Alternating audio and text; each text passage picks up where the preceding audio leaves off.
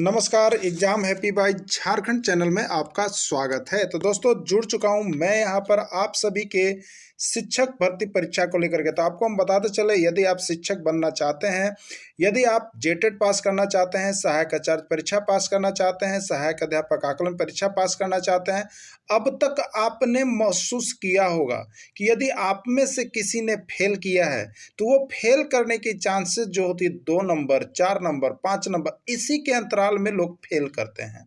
तो यहाँ पर फेल करने का रीजन होता है सीधे सीधे बाजार जाना और वहाँ से प्रैक्टिस सेट लेकर के आना और सीधे 1 महीना के अंदर परीक्षा पास कर जाना। तो ये सारे रोगों से आपको मुक्ति दिलाना पड़ेगा। ये जो है बहुत बड़ी बीमारी है आपकी, जो कि आप ये करते हैं और यहाँ पर पढ़ते नहीं हैं। तो आपको अगर ये 2 नंबर, 4 नंबर, 10 नंबर से यदि आप फेल कर रहे हैं, किसी में रिजल्ट नहीं हो रहा है, तो आप यहाँ पर हमारे चैनल के साथ जुड़िए, जिसमें आपको यहाँ पर एनसीईआरटी टेक्स्ट बुक पर आधारित सारे प्रश्नों की, सारे सब्जेक्ट की तैयारी करवाई जा रही है। जहाँ पर यदि आप जुड़ते हैं तो आपको यहाँ पर 100 नहीं 101% पास होने की गारंटी देता है। जहां आप 2-4 नंबर कम करके चलते फेल हो रहे थे, वहां आपको 2-4-5 नंबर ऑटोमेटिक बढ़ने वाला है। तो आप किसी भी परीक्षा की तैयारी कर रहे हो तो अपनी कमजोरी को छुपाए नहीं। जरूर आपको ये लगा होगा कि ये सही बात है। तो यदि आपको लगता है तो आप यहाँ पर अगर आकलन परीक्षा की तैयारी कर रहे हैं तो 501 रुपये में आपको लाइफ टाइम दिया जा रहा है। अगर जेटेट परीक्षा की तैयारी कर रहे हैं तो 999 रुपये, और सहायक आचार्य परीक्षा की तैयारी कर रहे हैं तो 999 रुपये में आप हमारे साथ जुड़ करके यहाँ पर डेली प्रैक्टिस कर सकते हैं, एनसीईआरटी का नोट्स खरीद सकते हैं। और यहाँ से सारी तैयारियाँ जब से आप करेंगे तो आपको यह महसूस होगा, कुछ ही दिनों में आपको यह महसूस होगा, आपको पता चलेगा कि जो हम में कमियां थी वो कमी अब दूर हो रहा है। तो आप जल्दी करेंगे और जरूर लगभग कितना प्रतिशत भूभाग पर जल है, इस प्रश्न को आप देखे होंगे। तो अभी तक झारखंड में जो भी एग्जाम हुआ है शिक्षक भर्ती का, तो यह प्रश्न आप देखे होंगे, हर बार आपको मिला होगा। तो कितना प्रतिशत है? 71% है या 80% है या 90%, 60% क्या होगा? ठीक है, तो देखिए विश्व में लगभग जो जल का प्रतिशत यहाँ पर जो सबसे अच्छा काउंटिंग दिया गया है वो है आपका 71%। अभी तक टीचर एग्जाम में 3 बार आ चुका है। ठीक है, और हम देखिए ये किससे लाए हैं, ये प्रश्न आप जो देख रहे हैं ये आपका 6 क्लास की किताब का है, हम कहीं बाहर से नहीं लाए हैं। और हम केवल देखिए आप लोगों के लिए सभी सहायक अध्यापकों केवल ऐसे ही प्रश्न दे रहे हैं और आपको चैप्टर भी बता दे रहे हैं कि कहाँ से दे रहे थे। आप अब अनुमान लगा लीजिएगा कि आपका ज़्यादा प्रश्न कहाँ से आता है, तो टेक्स्ट बुक से आता है। आप टेक्स्ट बुक को पढ़ लीजिएगा, और जो टेक्स्ट बुक को नहीं पढ़ पा रहे हैं, जिनको दिक्कत है, तो टेक्स्ट बुक का सारा मटेरियल हम तैयार कर रहे हैं और सारा के जितने भी एग्जाम आए हुए वो सारे प्रश्न भी आपको अभी मिलेंगे, वो यहाँ पर आप जुड़ जाइएगा। ठीक है, तो आपको सारा चीज मिल जाएगा। तो आप देख लीजिएगा आपको क्या करना है। तो राइट आंसर इसका 71% है। ठीक है, चलिए अगला देखिएगा। यहाँ पर भार के अनुपात से जल में हाइड्रोजन और ऑक्सीजन का अनुपात कितना होता है? देखिए यो प्रश्न आयल है, ये प्रश्न भी आया हुआ है। तो देखिए भार के अनुपात से जल में हाइड्रोजन और ऑक्सीजन का अनुपात क्या होता है? देखिए हाइड्रोजन होता है ना, तो क्या पूछ रहा है जल में, तो जल का सूत्र हम लोग क्या लिखते हैं? H2O लिखते हैं ना। तो ऑक्सीजन का यहाँ पर भार के अनुसार देखिएगा, हाइड्रोजन का तो कितना होता है 2, और ऑक्सीजन का देखिएगा तो होता है 16। अब इसी को सोल्व कीजिएगा तो 2 एकम 2 और 2 अठे 16, यानी कहेगा लोग 1:8 होता है। क्या होता है? 1:8 होता है ना। तो इस तरह से यहाँ पर जल भार के अनुपात से जल में हाइड्रोजन और ऑक्सीजन का अनुपात जो होता है वो होता है 1:8। ठीक है, चलिए आगे देखिएगा। यहाँ पर शुद्ध जल का पीएच मान कितना होता है? 1001 बार आया है जी, कहिएगा कहाँ से आया है? तो सब किताबों में देवल है। शुद्ध जल का पीएच मान कितना होता है बताइए? 7.4 होता है, 8.2 होता है, 7 होता है, या कोई नहीं? तो इसका राइट आंसर है देखिए 7। शुद्ध जल का पीएच मान कितना होता है? 7 होता है। पीएच मान जरूर देख लीजिएगा। और जितना प्रश्न आया है हम वैसने प्रश्न दे रहे हो, सब आपका टेक्स्ट बुक में है। तो आप कहिएगा कि कहाँ से पढ़े, तो प्रैक्टिस सेट लेकर के खाली करने से नहीं होगा, सब किताब में आइए। और जो किताब नहीं पढ़ पा रहे हैं वो हमारे पास आ जाइए, किताब का सारा निचोड़ देंगे। और यहाँ से अगर 101% ना पास कीजिएगा तब आगे बताइए कि नहीं हुआ। तो सब आप लोग का रिजल्ट हो रहा है। शुद्ध जल होता है, अम्लीय होता है, क्षारीय होता है, उदासीन होता है, या क्या होता है? तो शुद्ध जल क्या होता है? तो शुद्ध जल उदासीन होता है, क्योंकि इसका पीएच मान कितना होता है? 7 होता है। तो जिसका पीएच मान 7 होता है वो शुद्ध जल होता है, और शुद्ध जल जो होता है वो उदासीन होता है। ठीक है, पानी का शुद्धतम रूप है, ये भी प्रश्न आपका टीचर भर्ती में आया हुआ है, ये प्रश्न भी टीचर भर्ती में आया हुआ है। पानी का शुद्धतम रूप है नल का पानी, वर्षा का पानी, समुद्र का पानी या आश्रित जल। तो देखिए पानी का सबसे शुद्धतम रूप जो माना जाता है वो आपका माना जाता है वर्षा का पानी। किसका है? वर्षा का पानी इसका राइट आंसर होगा। इलेक्ट्रॉन का खोज किसने किया? इलेक्ट्रॉन का खोज किसने किया? जे थॉमसन ने किया, गोल्डस्टीन ने किया, रदरफोर्ड ने या चैडविक ने किया। देखिए जो हमसे नोट्स परचेज किए हैं तो उनको एक चीज पता होगा, इसका खोज के बारे में हम बता दिए। क्या बताए हैं? ईंटा पर नाचो भाभी। क्या बताए हैं? ईंटा पर नाचा भाभी। आप लोग को भी याद हो जाएगा क्योंकि भाभी के नाम से बहुत लोगों को याद होता है, ठीक ना। तो ईंटा पर नाचा भाभी, तो ई का मतलब है देखिए इलेक्ट्रॉन, और इलेक्ट्रॉन का खोज किसने किया? तो टा का मतलब है टॉमसन, यानी जे थॉमसन, ठीक है। टॉमसन ने किया, उसी को हम लोग कहते हैं जे थॉमसन, ठीक है। अब देखिए प्रोटॉन ना, प्रोटॉन की खोज किसने किया? ठीक है, तो ये देखिए हो जाएगा रदरफोर्ड। क्या हो जाएगा? रदरफोर्ड। और रदरफोर्ड अगर ऑप्शन है तो ठीक है, और नहीं है तो गोल्डस्टीन भी कभी कभी जाता है, लेकिन आप लोग रदरफोर्ड मारिएगा। क्या मारिएगा इसका आंसर? रदरफोर्ड मारेंगे। किसका? प्रोटॉन का, ठीक है। और नाच, नाच का मतलब है ना से है न्यूट्रॉन, और चा का मतलब है चैडविक, ठीक है ना। तो जेम्स चैडविक हो जाएगा। न्यूट्रॉन का किसने खोज किया? जेम्स चैडविक ने। तो बस याद रखिएगा ईंटा पर नाच ला भाभी, ठीक है। ईंटा पर नाच का नाच, कहाँ पर नाच? अरे ईंटा पर नाच। तो ई का मतलब इलेक्ट्रॉन, और टा का मतलब जे थॉमसन, ठीक है। प का मतलब है प्रोटॉन, और र का मतलब है रदरफोर्ड, न का मतलब है न्यूट्रॉन, और च का मतलब है चैडविक। वाह, ये के याद कर लीजिएगा। तो इलेक्ट्रॉन का खोज किसने किया? तो अब आपको याद हो जाएगा, उसको लिख लीजिएगा। जैसे इलेक्ट्रॉन, प्रोटॉन, न्यूट्रॉन आता है तो ईंटा पर नाच लिखिए। तो इलेक्ट्रॉन का खोज किसने किया? थॉमसन। ईंटा, ई इलेक्ट्रॉन है तो इसमें टा लगेगा ना, ईंटा हो गया। चलिए अगला देखिएगा, प्रोटॉन का खोज किसने किया? प्रोटॉन का खोज किसने किया? तो हमने क्या बताया था? तो प्रोटॉन का खोज यहाँ पर किसने किया? तो प्रोटॉन के लिए देखिए रदरफोर्ड का भी नाम आता है और गोल्डस्टीन का नाम आता है। तो ऑप्शन पर निर्भर करेगा, लेकिन ज़्यादा करके आपको रदरफोर्ड का ही नाम आ जाता है और गोल्डस्टीन का आता है, ठीक है। चलिए न्यूट्रॉन का खोज किसने किया? तो नौ से है, नौ, और नौ से हम क्या बताए थे? नाच। नौ से क्या बताए थे? नाच। तो नौ से हो गया क्या चीज? न्यूट्रॉन। न्यूट्रॉन का खोज किसने किया? चैडविक ने किया, ठीक है। तो न्यूट्रॉन का खोज जेम्स चैडविक ने किया। ओके, चलिए आगे देखिएगा। सिंधु घाटी सभ्यता के स्थल रोपड़ किस नदी के तट पर स्थित है? आपको हम बता दे रहे हैं यहाँ पर। इस सिंधु घाटी सभ्यता के सबे हम ट्रिक से बताए हैं, सब ट्रिक से नोट्स आपको हम दे दिए हैं पूरा, जो कहीं नहीं आपको मिल रहा होगा। ये सब किससे है? तो क्लास 6 का है, बताइए। और सब क्वेश्चन आपका जी शिक्षक भर्ती में पूछा गया है, पूछा जा रहा है एकदम। तो यहीं से सारा नोट्स मिलने वाला है आपका टेक्स्ट बुक। और टेक्स्ट बुक का जितना अच्छा नोट्स और ट्रिक ही हम दे रहे हैं वो आपको कोनो चैनल पर उपलब्ध नहीं हो पाएगा, और नहीं आपको इसका नोट्स कहीं भी खोजते रह जाइएगा, नहीं मिलेगा। तो सिर्फ आपको यहीं मिलना है और यहीं आपको जुड़ना पड़ेगा। तो आप लोग जुड़ जाइएगा। देखिए एक नाम है रोसत आलम, आलम लोग का नाम है रोसत आलम। रोसत आलम याद रखिएगा, हिंडन को रंगाया था। बहुत बड़ा काम किए थे रोसत आलम जी। रोसत आलम जी क्या किए थे? हिंडन को रंगाया था। तो देखिए रो का मतलब है रोपड़, और रोपड़ किस नदी के किनारे स्थित है? सतलज नदी के किनारे, ठीक है। उसके बाद आलम, आलम का मतलब है आलमगीरपुर। हिंडन को रंगाया था। आलमगीरपुर किस नदी के किनारे स्थित है? हिंडन नदी के किनारे स्थित है, ठीक है। उसके बाद क्या हम बोले? वन को रंगोया, वन को रंगाया। तो वन का मतलब है वनमाली, और रंगोई का मतलब है रंगोई नदी के तट पर स्थित है, ठीक है ना। तो यहाँ पर देखिए आपसे पूछा था सिंधु घाटी के स्थल रोपड़ किस नदी के तट पर स्थित है, ठीक है। तो रोपड़ से याद रखिएगा रूसौल, रोसत। तो रोपड़ जो है सतलज नदी के तट पर स्थित है, ठीक है। तो इसका राइट आंसर ए हो गया, ठीक है। अब देखिए आलमगीरपुर, तो अभी आलम के नाम से आपको बताया था, रोसत आलम, आलम रोसत आलम। आलम क्या किए हैं? हिंडन, हिंडन। तो आलमगीरपुर किस नदी के तट पर? हिंडन नदी के तट पर स्थित है। रोसत आलम हिंडन। और अगला क्या था?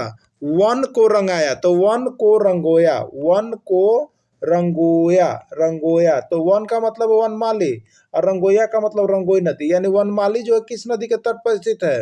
रंगोई नदी के तट पर स्थित है। इसका राइट आंसर क्या हो जाएगा? सी हो जाएगा। तो एकदम एक ट्रिक याद रखिएगा, रोसत, क्या बोलेगा? रोसत आलम कहाँ आया? हिंडन वन को रंगोया, रंगाया, ठीक ना। चलिए आगे देखिएगा। इसमें कौन सा समतुल्य भिन्न है? कौन सा समतुल्य भिन्न है? समतुल्य भिन्न है 3/4, 6/9, 7/5, 14/10, 8/7, 9/14। देखिए, समतुल्य भिन्न उस भिन्न को कहते हैं यदि दोनों भिन्न का मान हल करने पर बराबर आ जाए, मैंने पूरा पूरी हम दोनों भिन्न को काट दे, अगर जितना अब और न कट सके, और उसके बाद यदि दोनों तरफ बराबर आता है या सब भिन्न बराबर आता है तो समतुल्य भिन्न होगा, और सब भिन्न बराबर नहीं आता है तो समतुल्य भिन्न नहीं होगा। ठीक है, तो देखिए इसमें कौन समतुल्य भिन्न है? तो 3/4 और 6/9। तो 3/4 के बराबर देखिए 6/9 नहीं है, ठीक ना, क्योंकि हम इसको यदि हल भी करेंगे तो कितना आ जाएगा? 3 दूनी 6 और 3 तिहाई 9। अब 3/4 और 2/3 ये दोनों बराबर नहीं है, इसलिए समतुल्य भिन्न ये नहीं है। अगला देखिएगा 7/5 और 14/10। तो देखिए 2 से करेंगे तो यहाँ पर देखिए कटेगा, ये नहीं कटेगा, ये नहीं कटेगा, लेकिन ये कटेगा। तो 2 से करेंगे तो 2 7 14 और 2 5 10 कट रहा है ना। देखिए इसको देख रहे हैं तो ये अब नहीं कटेगा, इसका एसटीएम कितना आ जाएगा? 1 आ जाएगा। अब इसको देखिए हम काटेंगे तो कटेगा, 2 7 14 और 2 5 10। अब देखिए इहो 7/5 और हल करने पर इनहू 7/5, तो ये दोनों का हो गया? बराबर हो गया ना। तो ये समतुल्य भिन्न है। ठीक है, ये कौन सा भिन्न है? समतुल्य भिन्न। इसका राइट आंसर बी होगा। ठीक है, बराबर भिन्न वाले को समतुल्य भिन्न कहते हैं। देखिए अब अगला क्या दे रहा है? इनमें कौन समान भिन्न है? Like fraction. इसमें कौन समान भिन्न है या लाइक फ्रैक्शन है? ठीक है, तो देखिए लाइक फ्रैक्शन किसको कहते हैं? तो जिसका हर आप देखिएगा ना, डिन्यूमरेटर हर सबका यदि बराबर होगा, जितना भी भिन्न दिया हुआ है उसमें हर यदि सबका बराबर है तो समान भिन्न है। ठीक है, तो इसमें किसका हर बराबर? नीचे वाले को हर कहते हैं, ऊपर वाले को अंश कहते हैं। तो इसमें देखिएगा तो 3 3 3 इस सब बराबर है। इसमें 5 3 4 कोई बराबर नहीं है। इसमें 6 7 8 कोई बराबर नहीं है, कोई नहीं। तो जिसमें हर सब में बराबर होता है वो समान भिन्न कहलाता है, इसलिए इसका राइट आंसर हो जाएगा ए। ठीक है, चलिए अगला देखिएगा। गतिशील वायु को क्या कहते हैं? गतिशील वायु को क्या कहते हैं आपको बताना है। वायु कहते हैं, जल कहते हैं, पानी कहते हैं या हवा कहते हैं। ठीक है, तो गतिशील वायु को क्या कहते हैं? देखिए इसका राइट आंसर हो जाएगा, जो गतिशील वायु है उसको हम लोग हवा कहते हैं ना। वायु कहाँ उपस्थित होता है? विद्यालय भवन में, मिट्टी में, वायुमंडल में या सभी जगह में? ये प्रश्न बहुत बार आया है कि वायु कहाँ उपस्थित है, तो इसका राइट आंसर क्या होगा? सभी जगह। अगर वायु कहीं नहीं रहेगा तो वहाँ आदमी रह ही नहीं पाएगा, मर जाएगा, इसलिए वायु सभी जगह उपस्थित है। वायु के संबंध में क्या सत्य है? वायु के संबंध में क्या सत्य है? वायु स्थान गिरती है, वायु का कोई रंग नहीं होता है, वायु पारदर्शी है, सभी कथन सत्य। तो देखिए वायु का कथन, वायु के संबंध में इस सभी स्थान सत्य है, सभी स्टेटमेंट जो है सत्य है। इसका राइट आंसर डी है। वायु से घिरे हुए क्षेत्र को क्या कहते हैं भैया बताइए? स्थल मंडल, जल मंडल, वायुमंडल, कोई नहीं। तो वायु से घिरे हुए क्षेत्र को हम क्या कहेंगे बताइए? वायुमंडल कहेंगे। ठीक है, वायु से घिरे हुए क्षेत्र को वायुमंडल ही कहेंगे। पौधों का सबसे आकर्षक और महत्वपूर्ण अंग कौन होता है? पौधों का सबसे आकर्षक और महत्वपूर्ण अंग कौन होता है आपको बताना है। पत्ता, तना, पुष्प या जड़? तो इसका राइट आंसर हो जाएगा पुष्प ना। पुष्प का रंगीन भाग क्या कहलाता है? पंखुड़ी, वाह्यदल, जड़ या कोई नहीं? तो पुष्प का रंगीन भाग जो होता है वो हम लोग पंखुड़ी के नाम से जानते हैं। ठीक है, पुष्प के भीतर धागे जैसी रचना को क्या कहते हैं? पुंकेसर, परागकोश, परागकण या तंतु? ठीक है, तो पुष्प के भीतर एक धागे जैसी रचना पाई जाती है जिसको हम लोग पुंकेसर कहते हैं। क्या कहते हैं? उसका नाम है पुंकेसर। पुष्प के नर भाग को क्या कहते हैं? देखिए पुष्प में भी जी नर और मादा होते हैं, जैसे सब में होते हैं वैसे पुष्प में भी होते हैं। तो पुष्प का जो नर भाग होता है ना उसको हम लोग कहते हैं पुंकेसर। क्या कहते हैं? पुंकेसर। अब पुष्प के मादा भाग को क्या कहते हैं बताइए? तो पुष्प में जो महिला होती है मादा भाग, ठीक ना, तो उस मादा भाग को हम लोग क्या कहते हैं? तो मादा भाग को कहते हैं हम लोग स्त्री केसर। क्या कहते हैं उसको? स्त्री केसर। बी इसका आंसर होगा। तो पुष्प के मादा भाग को स्त्री केसर और नर भाग को पुंकेसर। ठीक है, चलिए आगे देखिएगा। अभिजीत ने शर्ट के लिए 2 मीटर 65 सेंटीमीटर और पैंट के लिए 2 मीटर 55 सेंटीमीटर कपड़ा खरीदा। ज्ञात कीजिए कि अभिजीत ने कुल कितना मीटर कपड़ा खरीदा। देखिए ये आप लोग पर छोड़ देते हैं। क्या करेंगे हम? 2 मीटर और 65 सेंटीमीटर और फिर नीचे कितना है? 2 मीटर और 55 मीटर। कितना होगा ये आप जोड़ करके देखिएगा इसका राइट आंसर क्या होता है। ये बहुत ही छोटा छोटा प्रश्न है और इसी तरह का प्रश्न आपके एग्जाम में आएगा। ये ना सोचिएगा कि नहीं आएगा, इसने आने जाने वाला है, ठीक ना। दोनों को जोड़िएगा तो इसका राइट आंसर देखिए बी दिया हुआ है, 5 मीटर 20 सेंटीमीटर। दोनों को जोड़ लीजिएगा आप लोग, ठीक है। देखिए अगर नहीं जोड़ पाए तो नीचे जोड़ भी दिए है ना। इसीलिए जो नोट्स परचेज करते हैं उनको सारा चीज़ हम बना करके देते हैं। इसलिए नोट्स लेने में कभी कमी ना कीजिएगा और कभी हिचक ना कीजिएगा, क्योंकि इससे आपको यहाँ पर 100% मिलेगा। मोनिका ने बैंक से 1575 की निकासी की और उसने 750 रुपये खर्च कर दिए। अब उसके पास कितने रुपये बचे? तो चलिए ये बहुत छोटा प्रश्न है, बस जोड़ घटाव कंप्लीट रखिएगा जी आप लोग। 1575 में से 750.50 घटा दीजिएगा जी, ठीक है। तो ये 50 हो जाएगा और यहाँ पर घटाइएगा। तो चलिए इसका राइट आंसर घटा के अब आप बताइएगा। तो इसका राइट आंसर है देखिए बी, 824.50 आएगा ना। अब देखिए यहाँ पर उस विकल्प को चुनिए जो इससे मेल खाता हो। इसमें विकल्प दिया हुआ है, ठीक ना। इसमें विकल्प दिया हुआ है ऐसी ही के समान ए सही है कि बी सही है कि सी। इसी के जैसा जस्ट समान खाने वाला, जस्ट टैली करने वाला विकल्प आपको ढूंढना है, ठीक है। तो 5 10 20, तो 5 दूनी 10 10 दूनी 20 गुना चल रहा है जी। अब चलिए चेक कीजिए कि इसी के समान मेल खाने वाला कौन कौन इसमें ग्रुप है। तो 6 का देखिएगा तो 6 दूनी 12, 12 दूनी क्या होता है 24, यहाँ 20 है तो ये नहीं खाया। 8 दूनी 16, 16 दूनी की 32 होता है, ये भी नहीं खाया। 6 दूनी 12, 12 दूनी की 24 होता है, ये भी मेल नहीं खाया। लेकिन 4 दूनी की 8 और 8 दूनी की 16, देखिए यहाँ मेल खा गया, इसलिए इसका राइट आंसर डी है। तो इसमें जो क्राइटेरिया अपनाया जाएगा वो किस में, ये चारों में अपनाया है, ये आपको देखने के लिए कहता है और ये प्रश्न आता भी है, ठीक है। चलिए अगला देखिएगा। उस विकल्प को चुनिए, उस विकल्प को चुनिए जो इसमें है। तो 10 है, 7 है, 1 है, यानी 10 में से क्या घटाया होगा 3 और 7 में से क्या घटाया होगा 6। तो 10 में से 3 घटाया तो 7 और 7 में से 6 घटाया तो 1। इसी नियमावली पर है। अब यहाँ नीचे देखिएगा तो नीचे में किस में ऐसा हो रहा है, ठीक है।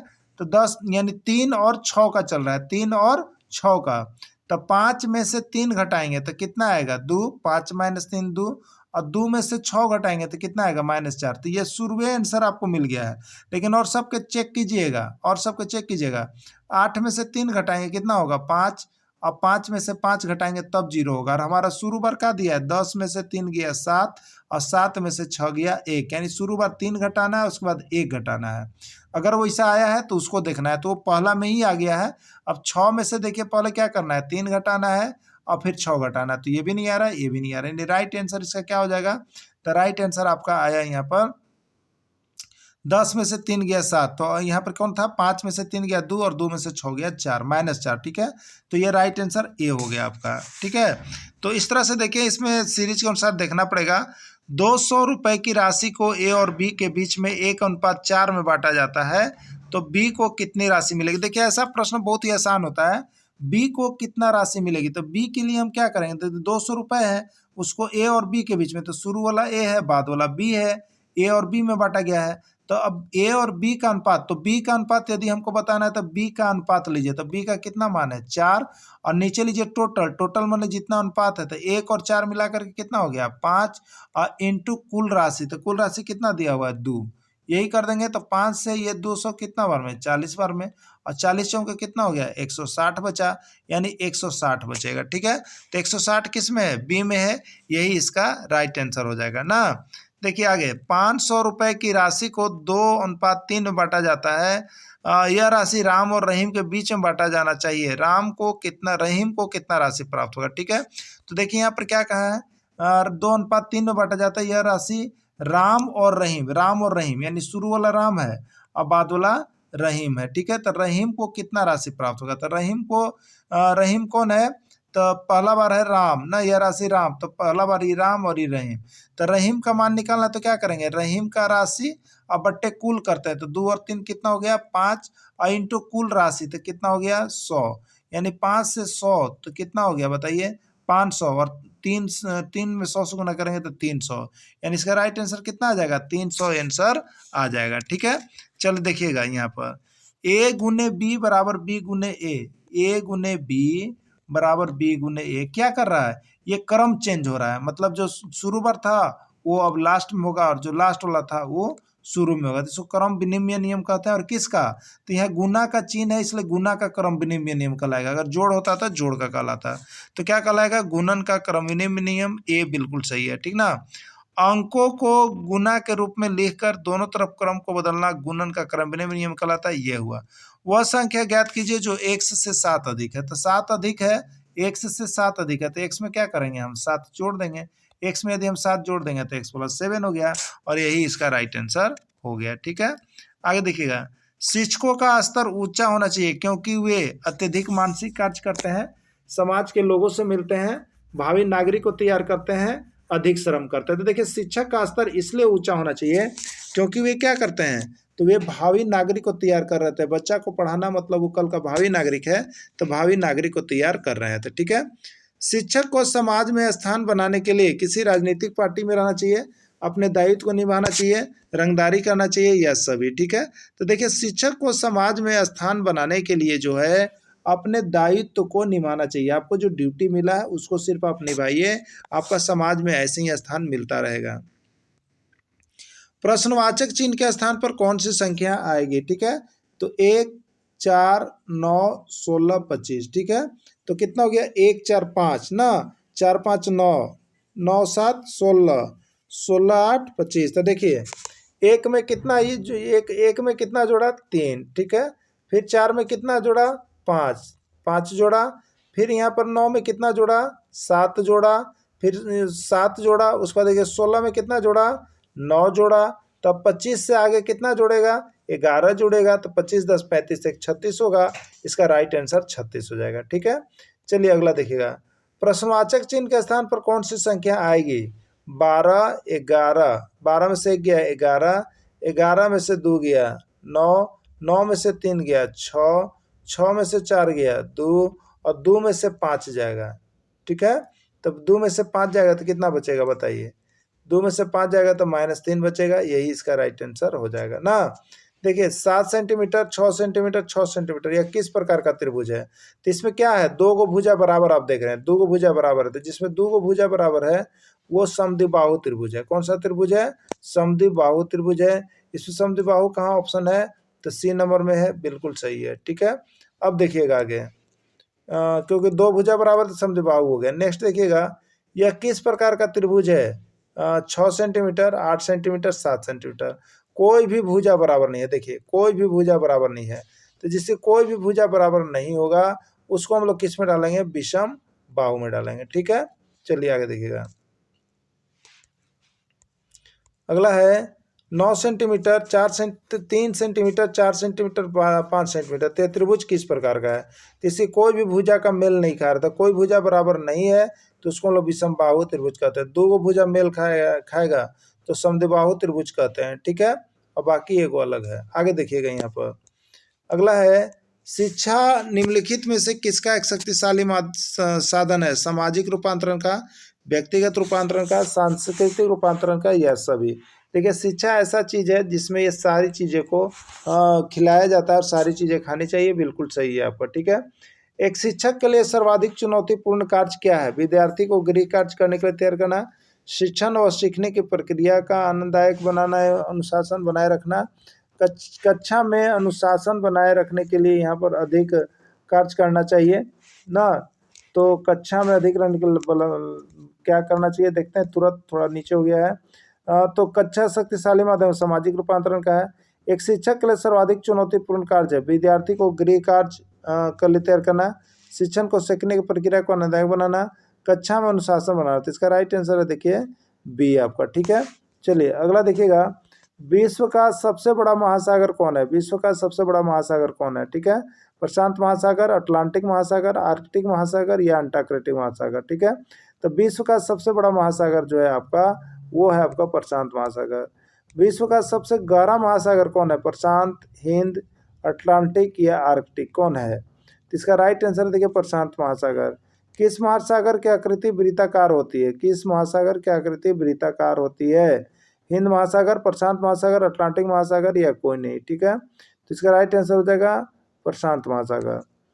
आगमन में कौन सा उपसर्ग है, देखिए उपसर्ग और प्रत्यय जैसे बताना हो तो बस ऐसे कर लीजिए। आगमन, आगमन में क्या हो गया, आ जोड़ गमन, ठीक है।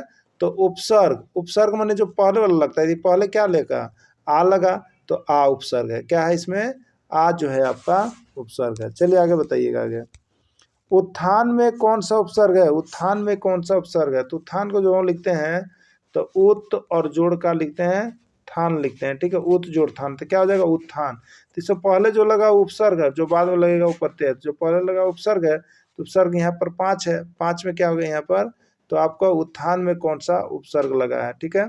तो उत्थान में कौन सा उपसर्ग है, तो उत है, तो उत यहाँ आंसर हो गया, ये राइट हो गया। चलिए अगला है, उज्ज्वल में कौन सा उपसर्ग है। बहुत बार आया वो प्रश्न है, उज्ज्वल, उज्ज्वल में कौन सा उपसर्ग है बताना है। तो देखिए इसका होता क्या है, बहुत बार आया वो प्रश्न है, उत और जोड़ जवल, उत जोड़ जवल। ऐसे ही यहाँ पर जो है उत जोड़ जवल जो है आपका सबसे अधिक है, और सबसे अधिक बार आने वाला यहाँ पर हिंदी का प्रश्न है, जो कि आया हुआ है आपके हर किसी एग्जाम में पूछ ही दे रहा है, ठीक है। चलिए अगला देखिएगा। तो देखिए इस तरह से हमने यहाँ पर आपको आज का प्रैक्टिस सेट करवाया, तो आप डेली प्रैक्टिस सेट शाम को जुड़ करके देख सकते हैं। और अच्छा लगे तो एक लाइक जरूर कीजिएगा, और जो चैनल पर अब तक नए हैं वो हमारे पेड क्लास के साथ जरूर जुड़ जाइएगा। वीडियो के अंत तक जुड़े रहें, इसके लिए आप सभी को बहुत बहुत धन्यवाद।